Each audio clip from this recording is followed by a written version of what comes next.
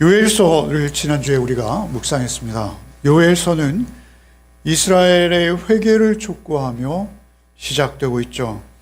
요엘서는 시대적 배경이나 또는 요엘에 대해서 알려진 바가 없고 시대적 배경에 대해서도 굉장히 논란이 많은 그러한 책입니다. 이스라엘에 재앙이 닥쳤죠. 메뚜기가 모든 농작물을 먹어치워버렸습니다. 들판의 목초지도 황폐해졌습니다. 곡식도 가축도 모두 엄청난 피해를 보고 있는 상황이죠.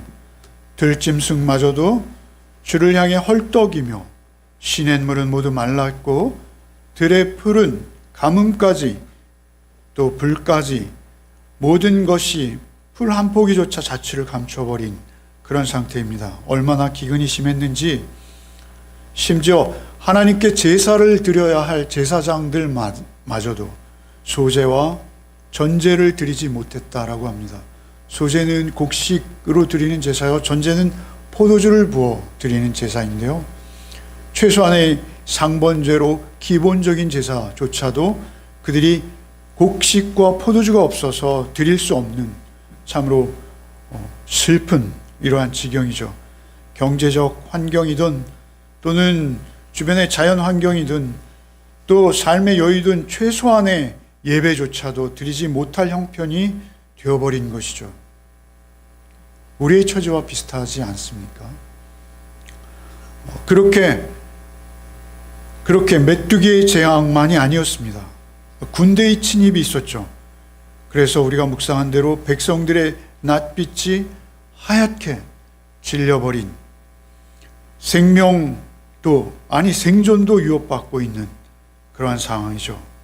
선지자는 금식하고 울며 애통하고 여호와께 돌이키라 라고 이스라엘을 향해서 간절히 호소하고 있는 것이죠. 여호와께 돌이키라.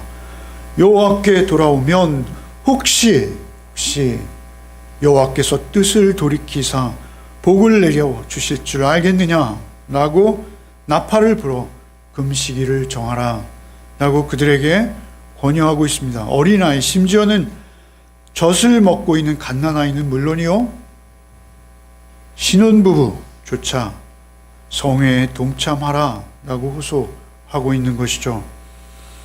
오늘 본문 앞선 10절 앞에 18절부터 그런데 이 호소가 바뀌고 있습니다. 반전이죠. 보통은 선지자들이 그 멸망에서 회개와 돌이킴을 촉구하는 선지자들은 굉장히 슬프게 끝나죠. 예레미야나 이사야나 그렇습니다.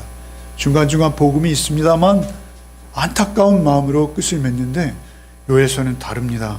요엘서는 18절부터 무슨 연유인지 갑작스러운 전환이 있습니다. 급전환이죠.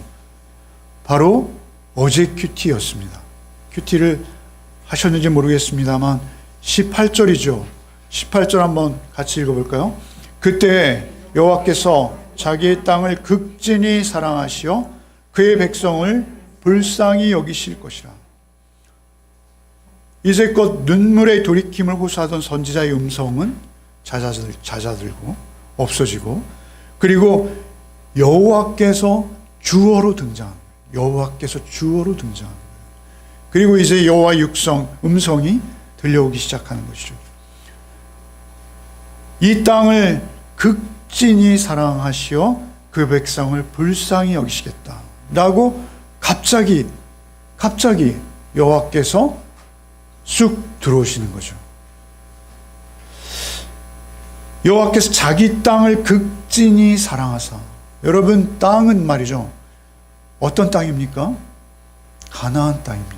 이스라엘이 살아가고 있는 가나안 땅, 아브라함을 시작으로 해서 그 족장들 하나하나에게 약속하셨던 땅이죠. 모세가 그토록 들어가기를 갈망했던 그 땅입니다. 하나님께서 젖과 꿀이 흐르게 하시겠다라고 약속하셨던 바로 그 꿈의 땅이죠. 하나님께서는 하나님의 완전한 정의와 사랑만이 흐르는 하나님의 통치와 다스림이 온전히 실현되어지는 그 땅을 위한 소망을 희망을, 계획을 가지고 계셨습니다. 그럼에도 불구하고 그들이 그 땅에 들어갔을 때 그 젖과 꿀이 약속된 땅을 엉망으로 만든 것이죠. 왜 그 땅이 그토록 망가지고 황폐화되고 그리고 몹쓸 땅이 되었을까요?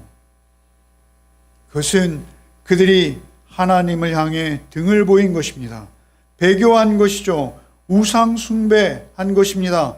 그래 그들은 다 땅을 망가뜨리고 말았음에도 불구하고 하나님께서는 여전히 그 땅을 사랑하시고 그 땅에서 고난당하고 있는 그 백성들을 불쌍히 여기시는 것입니다.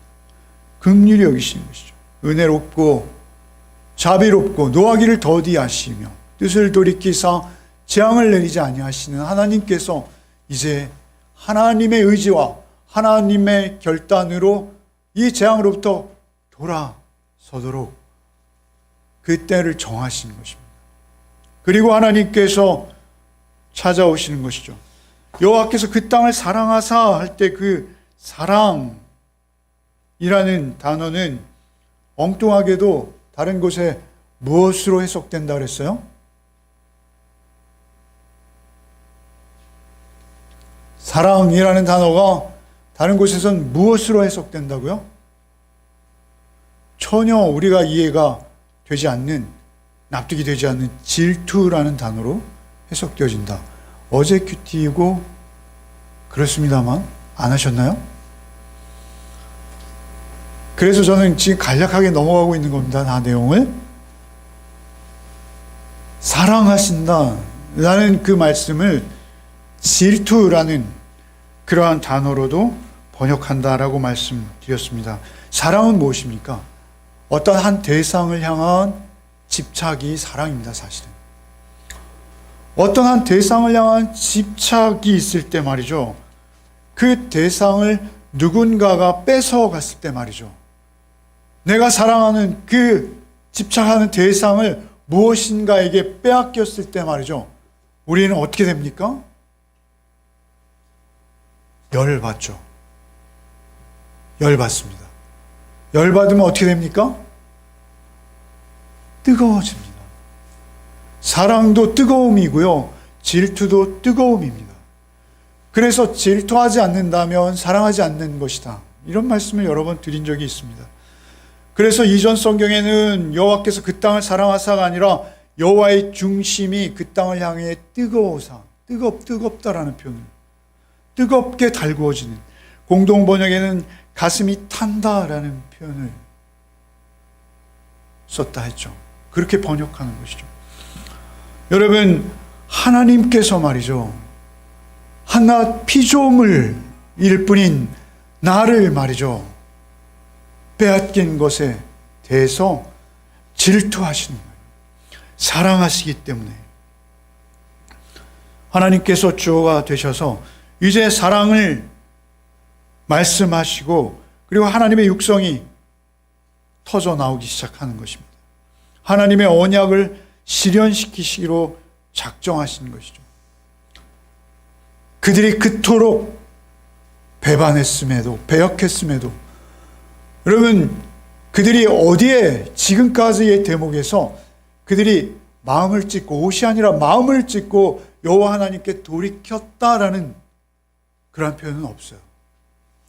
옷이 아니라 마음을 찢고 여호와께 돌이키라라는 호소만 있을 뿐이지, 그들이 그 호소에 대한 반응은 아직 요엘서에서 흔적조차 없습니다.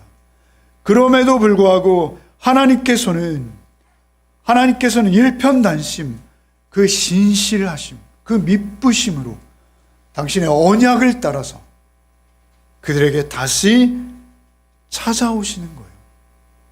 우리의 불성실함에도 불구하고. 우리가 얼마나 불성실합니까? 우리가 얼마나 작고 사소한 것에 우리의 마음을 빼앗겨서 하나님을 등지는 일을 자주 범하는 자들입니까? 그럼에도 불구하고 하나님께서는 나를 향해서 다시 그 땅을 사랑하사 그 땅의 백성을 불쌍히 여기고 긍휼히 여기사 그 신실하심으로 나를 찾아오시는 것입니다. 여러분, 우리는 하나님을 향해서 돌이키기가 참으로 쉽지 않습니다. 어렵습니다. 여러분, 우리가 하나님 앞에 진심과 진정으로 내가 죄인입니다. 주여, 제가 하나님 앞에 고개를 들 수 없습니다. 나는, 여러분, 마음의 돌이킴이 여러분 하루에 몇 번 있습니까? 아니면 우리의 마음이 세상에 빼앗긴 채, 우리의 마음을 빼앗긴 채 세상에 탐닉하며 말이죠. 여러분, 사실 이런 게 언고에 없습니다만, 여러분 너무 무표정해서 제가 어떤 집회에 참여를 했는데요, 서로가 자신의 죄를 고백하는 그러한 대목이었습니다. 한 사람씩 나와서 이렇게 하나님 앞에 돌이키는, 사실 낯이 뜨거워서 들을 수 없는 내용들도 많이 있습니다만, 그렇게 나와서 서로의 죄를 고백하는 자리가 있어요. 서로 신뢰하는, 성령께서 특별히 임하시고 성령의 도우심이 있을 때 가능한 것입니다. 알 수 있어요, 우리 영적으로. 이분이 참으로 깊이 사죄하는구나. 하나님 앞에 사죄하는구나. 그런데 한 분 한 분 나와서 사죄의 고백을 드리는데, 한 분의 차례가 되었는데 이분이 얼굴이 파래지고 정말 요엘서에서 말씀한 얼굴이 창백, 흑빛, 항아리빛이라고 그러죠. 몸을 마구 떨면서 신발을 벗고 있는 방이었는데요, 몸을 막 떠시는 거예요. 자기 차례가 다가오자. 그 내면에서 성령님과 또 자기의 의지가, 자기의 부끄러움을 고백할 수 없는 그 의지가 다투고 있는 거예요. 그냥 하나님 앞이었으면 오히려 간단했을 것인데 사람이 의식되어지는 것이죠. 오직 성령에만 붙들렸다면 사람은 보이지 않았을 수도 있습니다. 그 모습을 얼마나, 그 간질 걸리신 분들을 제가 봤거든요. 그거보다 더해요. 그 모습을 뵈면서 저거 나다. 저거 나다. 나는 저만큼도 반응하지 못하는 자 아닌가. 여러분, 우리가 하나님 앞에 진심으로 뉘우치고 사과하는 것은 어렵습니다. 여러분, 어렵습니다. 하나님은 눈에 보이지 않기 때문에 그렇습니다. 더 어렵습니다. 성령께서 오시지 않으면 참으로 어려운 것입니다. 성령께서 오셨지만, 성령의 본체이신 예수께서 오셨지만, 여러분, 유대인들은 알아보지조차 못합니다. 우리가 성탄을 맞이합니다만, 여러분, 그때 말씀을 맡았던 자들, 소위 말씀의 해석자들, 서기관, 바리새인들, 그들이 왜 예수를 몰라볼까요? 너무 똑똑했기 때문에 그렇습니다. 너무 높아져 있고 너무 교만하고, 배운 게 많아서 그래요. 가진 게 많아서 그래요. 그래서 그들은 예수를 몰라보는 것이죠. 누구보다도 먼저 예수를 반가워했어야 할 그들. 구약의 그 풍성한 계시의 말씀들로 인해서 당신이 오셨군요, 당신이 오실 수밖에 없군요 고백했어야 될 그들. 그러나 오히려 예수를 십자가에 못 박아버리는, 내가 박혀야 될 그 자리에 예수를 박아버리는, 여러분, 그 모습이 우리일 수 있다라는 것이죠. 선지자께서 이제 대언하시는 것이 아니라 그런 그들을 향해 하나님께서 일방적으로 이유 없이 회복을 선포해 버리십니다. 돌이키지 않았는데도. 그 회복을 선포하시는 내용 중에 제가 좋아하는 말씀이 23절이에요. 여러분 23절 한번 같이 읽어보겠습니다. 시온의 자녀들아 너희는 너희 하나님 여호와로 말미암아 기뻐하며 즐거워할지어다. 그가 너희를 위하여 비를 내리시되 이른 비를 너에게 적당히 주시리니 이른 비와 늦은 비가 예전 같을 것이다. 원래 가나안은 척박한 땅이죠. 메마른 땅입니다. 그럼에도 불구하고 하나님께서 젖과 꿀이 흐르는 이른 비와 늦은 비, 모내기 할 때 적당한 비를 주시고 과일들이 풍성한 과즙을, 그 단맛의 과즙을 품을 때는 또 다시 적당한 비를 주시는 하나님께서 돌보시는 그러한 그 약속의 땅으로 그곳을 회복시켜 주시겠다 라고 말씀하십니다. 이 회복의 약속은 그 땅이 어떤 땅이 돼야 될지, 그 땅이 어떤 땅이었는지는 사실 모세가 신명기에서 이미 선언했죠. 신명기 11장 14절 한번 읽어보겠습니다. 여호와께서 너희의 땅에 이른 비, 늦은 비를 적당한 때에 내리시리니 너희가 곡식과 포도주와 기름을 얻을 것이고. 이른 비와 늦은 비는 자주 성경에 등장하는 표현입니다. 그렇게 하나님께서 그 땅을 젖과 꿀이 흐르도록, 생명이 흐르도록, 생명이 풍성하게 열매 맺도록 하시기로 하셨는데 그 땅이 말라버린 것이죠. 황폐해져 버린 것입니다. 여러분, 그것은 비록 땅만이 아닙니다. 그 땅과 그 백성을 사랑하시고 긍휼히 여기시듯이 여러분, 먼저 환경과 우리는 말이죠, 뗄래야 뗄 수 없는 관계로 연결되어 있습니다. 여러분, 신명기 32장 2절을 한번 읽어볼까요? 읽어보겠습니다. 내 교훈은 비처럼 내리고 내 말은 이슬처럼 맺히나니 연한 풀 위에 가는 비 같고 채소 위에 단비 같도다. 여러분, 채소가 막 시틀시틀하다가 단비가 한번 쫙 쏟아지면 파릇파릇하게 막 2배씩 커버리는 거 보셨죠? 그 메마를 때는 이슬처럼 하나님의 말씀이 내리기도 하고 하나님의 말씀이 단비와 같이 우리의 심령에 내린다는, 내 교훈은 비처럼 내리고 내 말은 이슬처럼 맺히나니 연한 풀 위에 가는 비 같고 채소 위에 단비 같다.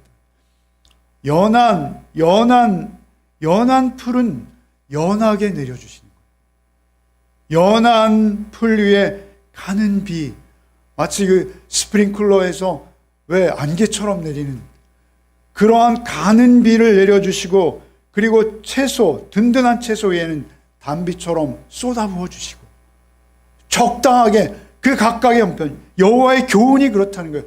우리의 메마른 땅, 우리의 척박한 땅, 하나님께서 계시지 않은, 그래서 적군에게 바벨론과 아수르와 메뚜기 떼처럼 황충처럼 우리 심령을 덮어버린 그 사단에게 빼앗긴 우리 마음에 하나님께서 그렇게 적당한 모습으로 우리를 찾아주신다는 하나님의 은혜입니다. 여러분, 그 은혜를 사모하셔야 될 것입니다. 호세아 6장 3절도 읽어보겠습니다. 그러므로 우리가 여호와를 알자. 여호와를 힘써 새벽빛같이 어김없나니 비와 같이 땅을 적시는 늦은 비와 같이 우리에게 임하시리라 하시나. 그 비는 여호와를 아는 것이에요. 여호와를 아는 것. 우리가 하나님 앞에 우리의 죄를 자복하고 돌이키며 하나님의 생명으로 회복되어지는 것, 마치 우리가 하는 것 같으나 아니라는 것입니다. 하나님께서 우리를 찾아주시지 않으면 불가능하다는 것이죠. 하나님의 교훈이, 하나님의 말씀이 우리를 자유케 하고 온전케 하고 우리의 멀어버린 우리의 눈을 띄워주시는 하나님의 말씀이 나를 찾아오시지 않으면 우리는 생명일 수 없는 것이죠. 먼저 은혜로 찾아오시는 것입니다. 결국 우리를 생명되게 하시는 분은 하나님 한 분이신 것이죠. 하나님의 일방적인 은혜로 하나님의 음성이 들려올 때 그때 우리가 돌이킬 수 있습니다. 돌이킴조차도 하나님의 은혜 없이는 절대 우리 돌이킬 수 없다는 것이죠.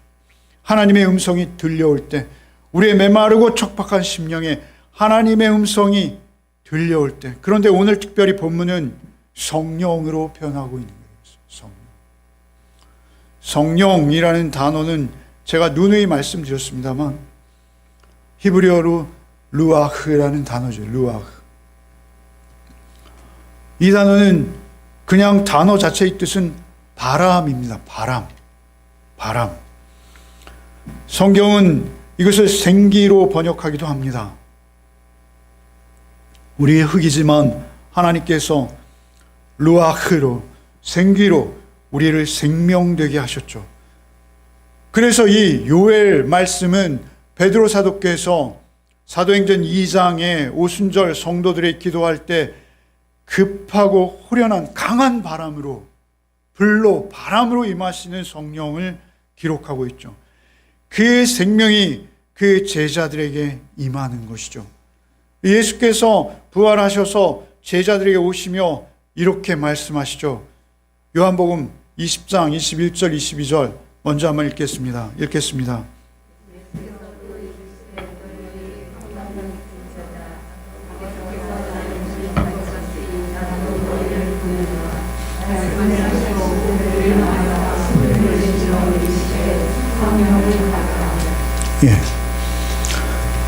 예수님의 호흡이 생명입니다.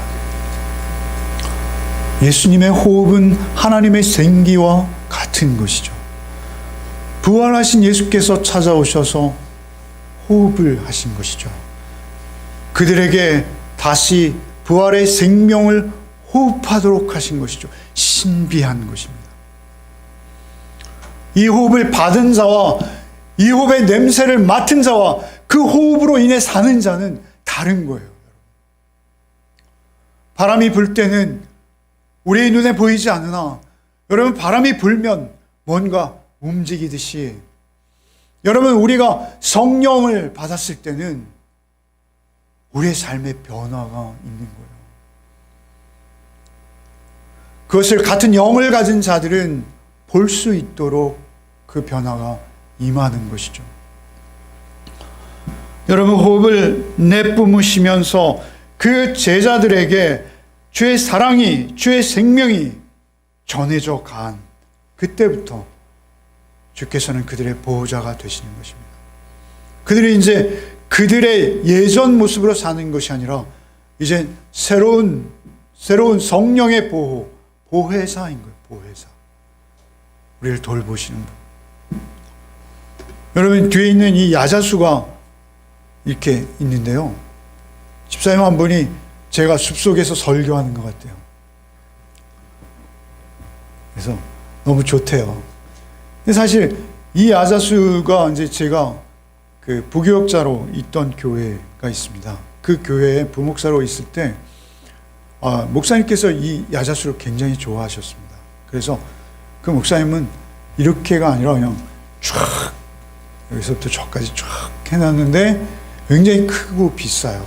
근데 그게 2달을 못 넘겨요. 아무리 오래 가도 2달을 못 넘겨요. 1달 조금 넘으면 잎이 노랗게 타들어가기 시작합니다. 그러다가 죽는 거예요. 그래서 저는 그때 이렇게 생각했어요. 저건 그냥 꽃꽂이보다 조금 더 오래 가는 거. 2달이면 어디야? 꽃꽂이는 한 주인데. 그래도 저거 하는 게 경제적이지. 교회의 재정을 줄이면서 얼마나 은혜로워. 이렇게 여겼습니다. 그랬는데 제가 아니라 그때 저는 부목사로 그 화분 관리하는 자였거든요. 지금 생각해 보니까 물을 너무 많이 준 거예요.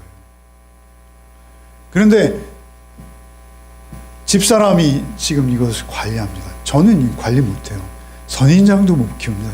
근데 집사람이 관리하니까 이게 10년씩 가는 거예요. 이게 집사람이 아무리 관리를 잘한다 하더라도 사실은 땅에 심기운 것보다 훨 못하겠죠. 여러분, 땅에 심기운다면 아마 번식도 할 겁니다. 그죠? 옆에서 막 이 야자수 숲을 이루어가기 시작하겠죠. 하나님께서 우리를 만드신 분이시죠. 하나님께서는 우리를 창조하신 분이십니다. 우리의 사용 설명서는 하나님께 있는 것이요, 사용 설명은 이것이죠. 우리 손에 있습니다. 사실은 주님의 말씀으로 주께서 우리를 보호하시기 시작하실 때 우리는 옥토가 되는 것이죠. 주의 말씀이 우리의 마음밭에 떨어질 때 그것이 이른 비와 늦은 비로 풍성하게 번식할 때 여러분, 우리의 주변조차도 놀라운 변화를 경험하기 시작할 것이라는 것이죠. 오늘 본문 아직 들어가지도 않았습니다. 오늘 본문 앞에서부터 보겠습니다. 26절, 27절을 한번 읽어보겠습니다. 26절, 27절 읽겠습니다. 너희는 먹되 풍족히 먹고 너에게 놀라운 일을 행하신 너희 하나님 여호와의 이름을 찬송할 것이라. 내 백성이 영원히 수치를 당하지 아니하리로다. 그런즉 내가 이스라엘 가운데 있어 너희 하나님 여호와가 되고 다른 이가 없는 줄을 너희가 알 것이라. 내 백성이 영원히 수치를 당하지 아니하리로다. 여러분, 두 번 반복되었죠. 무슨 말씀이 반복되었습니까? 내 백성이 영원히 수치를 당하지 아니하리로다. 영원히 수치를 당하지 않는다. 여기서 수치라는 것은 무엇입니까? 죄가 드러날 때입니다. 여러분, 수치는 우리 죄가 드러날 때 우리는 수치와 모멸감을 느끼는 거예요. 우리의 죄가 드러날 때 얼굴을 들 수 없는 거예요. 하나님 앞에서. 그리고 사람들 앞에서도. 그런데 이 두 번 등장하는 말씀 가운데 이것을 제가 뭐라 그랬죠? 안고라고 그랬습니다. 안고. 보따리라고 그랬죠. 이 가운데 뭐가 있습니까? 내가 이스라엘 가운데에 있어 너희의 하나님 여호와가 되고, 우리가 수치를 당하지 않을 수 있는 한 가지 진리는, 한 가지 이유는 여호와께서 나와 함께 하실 때입니다. 여호와께서 계속 나와 함께 하실 때 우리는 우리의 수치를 토설할 수 있습니다. 내가 잘못했습니다. 내가 죄인입니다. 여러분, 이거 말하기가 그렇게 어려운 것입니다. 그러나 하나님 앞에서 조차 우리가 교만하여 사람은 문제가 되지 않습니다. 하나님 앞에서조차 우리의 죄를 숨기려 한다면 이보다 더 어리석은 것과 저주는 없다는 것이죠. 하나님 앞에서 하나님이 내 안에, 하나님이 나에게 찾아오셨을 때, 여러분, 새벽에 말씀드렸습니다만 이 말씀은 요엘서 2장 17절에 대한 대답이라 그랬죠. 여러분, 이 26절, 27절은 이미 17절에 이런 말씀이 있었어요. 17절도 한번 읽어보겠습니다. 여호와를 섬기는 제사장들은 낭실과 제단 사이에서 울며 이르기를,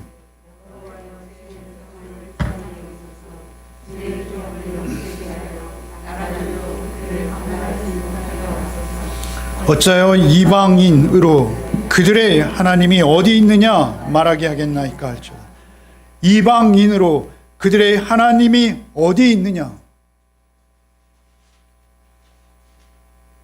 여러분, 우리가 수치를 당할 때 비웃음을 사는 것이죠. 그것이 개인이든 국가든 동일합니다. 너희 하나님이 어디 있어? 나는 그 질책을 받는 것이죠. 그래서 내가 이스라엘 가운데 있어 너희 하나님 여호와가 되고 라는 이 말씀이 안고처럼 있는데, 이 말씀이 실현되는 것이 28절, 29절이에요. 이 말씀의 실현이 28절, 29절, 오늘 본문입니다. 문맥이 더 중요하다는 거예요. 지금까지 길게 말씀드렸습니다만 이 말씀의 시련이 28절, 29절 이것만큼은 힘있게 한번 읽어보겠습니다. 읽겠습니다. 그 후에 내가 내 영을 만민에게 부어주리니 너희 자녀들이 장래일을 말할 것이며 너희 늙은이는 꿈을 꾸며 너희 젊은이는 이상을 볼 것이며 그때 내가 또 내 영을 남종과 여종에게 부어줄 것입니다.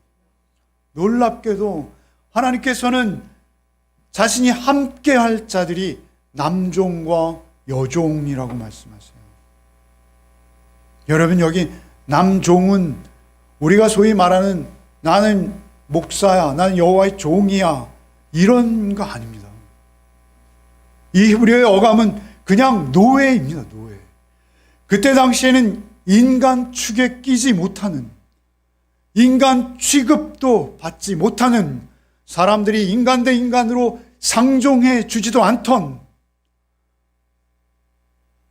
여러분, 우리의 구원은 하나님의 영이 임하는 것이 우리의 구원입니다. 하나님의 영으로 인하지 않고 누구든 십자가에 못 박힌 그분을 나의 주라고 고백할 수 없습니다. 어떻게 십자가에 그 끔찍하게 처형된 자가 나의 주가 됩니까? 성령께서만 그렇게 하실 수 있습니다. 성령께서만, 그분만이 나의 주요, 나를 사랑하신 유일한 하나님이십니다 라고 고백하게 하시는 영이 성령이신 것이죠. 그 성령이 찾아오셔서 그 후에 내가 내 영을 만민에게 부어주리니, 너희 만민이라는 것은 세상 모든 만민이 아니라, 새벽에 또 말씀드렸어요. 다시 반복하지는 않겠습니다. 녹음을 다시 확인해 보시면 인터넷에 있습니다. 그 만민에게 부어주니 너희 자녀들이 장래일을 말하며 늙은이 꿈을 꾸며 젊은이 이상을 볼 것이요. 여러분, 이것은 저는 한때는 제가 이 본문을 사도행전에서 설교하면서 이런 말씀을 드렸던 것 같아요. 너희 자녀들이 장래일을 말한다 라고 말할 때, 야, 너희 자녀들이 말씀 위에 바로 서서 장래일은 뭐예요? 예수 다시 오십니다. 그게 장래일입니다. 하나님께서 우리 각인을 심판하는 자리가 있다. 하나님의 심판대 앞에 우리 서야 된다. 그때 예수 피를 보고 우리를 넘어가시는데, 그 예수 다시 오십니다를 말하는 게 장래일을 말하는 거예요. 그러니까 여러분, 여기 자녀들은 장래일을 말할 것이요 늙은이들은 꿈을 꾸며, 꿈을 꾼다는 것도 드림이라, 자다가 꾸는 꿈이 아닙니다. 여러분, 그것은 성경이 기록되는 과정에서 신비한 현상으로 몇 번 있었던 일이지, 여러분, 우리가 오늘날 꾸는 꿈이 아니에요. 여기서 꿈은 무엇입니까? 우리의 소망입니다. 우리의 소망.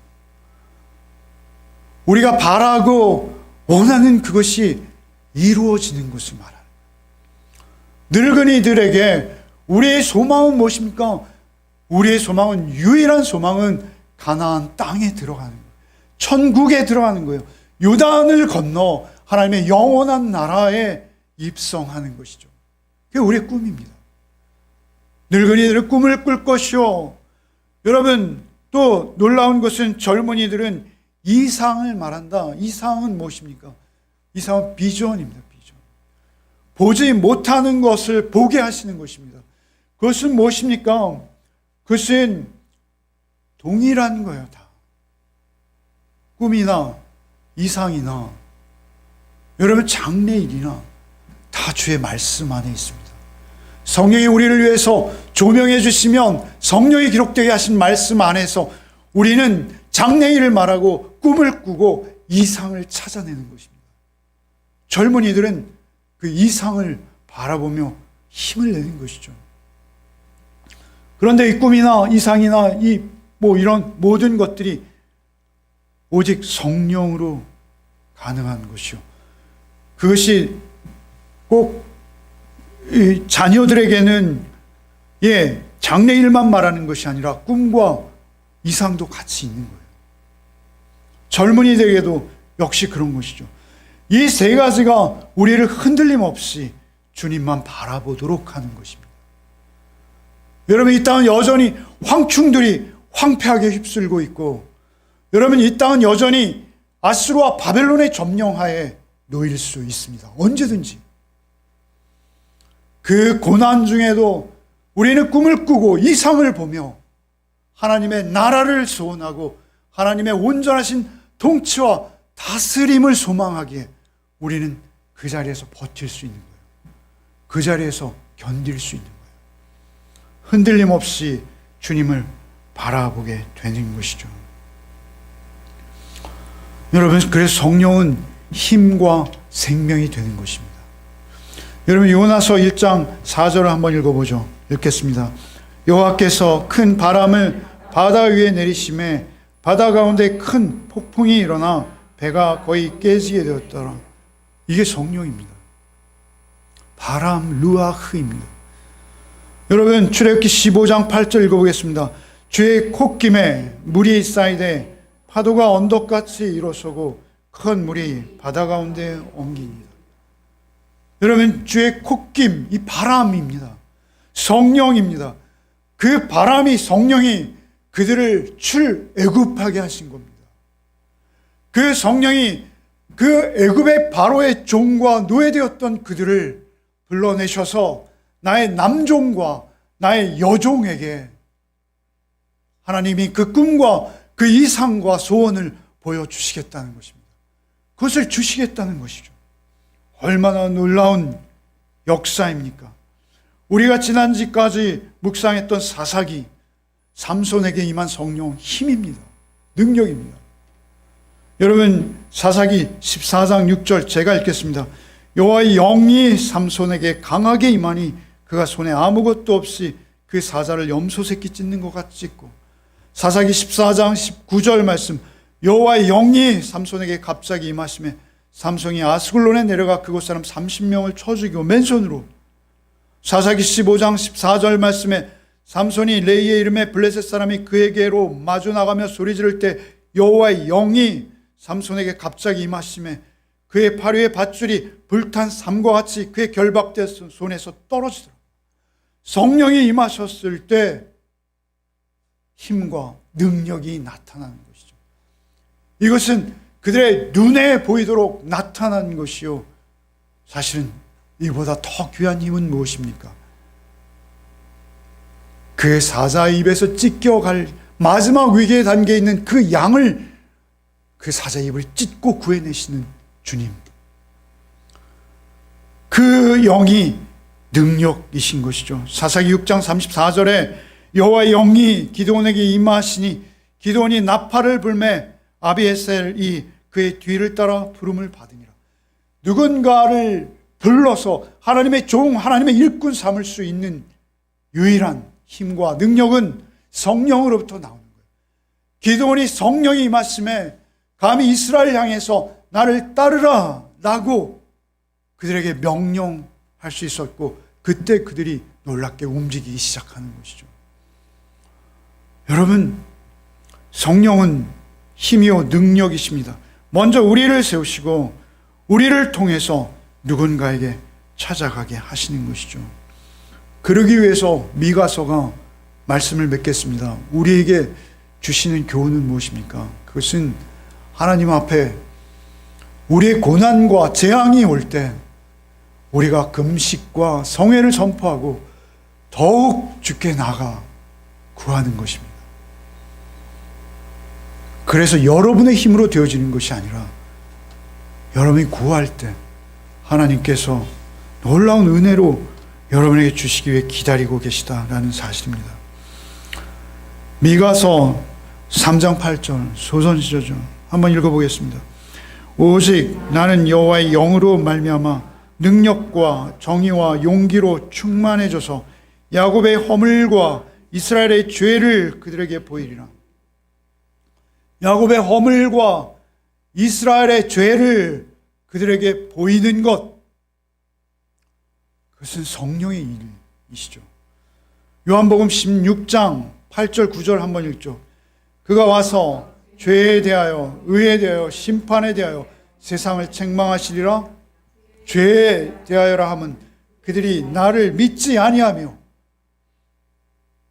성령이 오셔서 제일 먼저 하시는 것은 죄에 대해서 말씀하시는데 그 죄는 오직 하나라고 말씀하세요. 오직 하나. 예수. 나의 죄를 대속하기 위해 오신 예수를 믿지 않는 것이 죄인 것입니다. 그 예수를 믿을 때 우리에게 놀라운 능력이 임하시는 것이죠. 우리에게 놀라운 능력이 나를 움직여가기 시작하시는 것입니다. 사자를 찢어버리고 그리고 누군가에게 하나님의 말씀을 대언할 수 있는 자로 우리를 세우시겠다라는 것이죠. 사도행전 2장 38절 한 번만 읽고 마치겠습니다. 읽겠습니다. 베드로가 이르되 너희가 회개하여 각각 예수 그리스도의 이름으로 세례를 받고 죄 사함을 받으라. 그리하면 성령을 선물로 받으리니. 죄 사함을 받으라. 그리하면 성령을 선물로 받으리니. 죄 사함도 우리가 받을 수 있습니까? 하나님의 은혜입니다. 하나님의 이른 비와 늦은 비로 우리를 찾아주셔야, 우리를 찾아주실 때 내가 회개할 수밖에 없는 죄인임을 깨닫게 하십니다. 날마다 우리는 새로워지는 것이죠. 그래서 날마다 하나님의 의와 하나님의 거룩을 향해서 우리의 삶이 나아갈 수 있는 것입니다. 여러분, 그 성령의 능력을 경험하시는 또 한 주 되시기를 바랍니다. 그러기 위해서 여러분이 하나님 앞에 기도하고 금식하며 부르짖어야 되는 것이 무엇인지를 바르게 아시고 더욱 하나님 앞에 깨끗하고 정결한 주의 신부로 다가서시는, 그래서 더욱 성령이 충만한 은혜로 여러분 안에 역사하시도록 되어지는 또 한 주간이 되시기를 바랍니다. 주님, 참으로 부끄럽고 낯이 뜨뜻하여 주 앞에 우리의 고개를 들 수가 없사오니 주 우리를 긍휼히 여기사 오직 주 예수 그리스도의 대속의 은혜와 사랑을 힘입게 하여 주옵소서. 주의 사랑이, 주의 대속의 은혜가 날마다 우리에게 흐르게 하여 주시어서 참으로 주와 함께 호흡하며 주와 함께 숨쉬며 주 안에서 오직 맑고 투명한 생명으로 존재할 수 있도록, 우리의 삶을 살아낼 수 있도록 주여 우리를 긍휼히 여겨 주옵소서. 오직 주께서 이 한 주간의 삶도 주를 향한 소망으로 우리를 인도하셔서 그 어느 것과도 비교할 수 없는 주님의 통치와 다스림의 복됨을 경험하는 또 한 주 되게 하여 주옵소서. 예수 그리스도의 이름 받들어 간절히 기도하옵나이다. 아멘.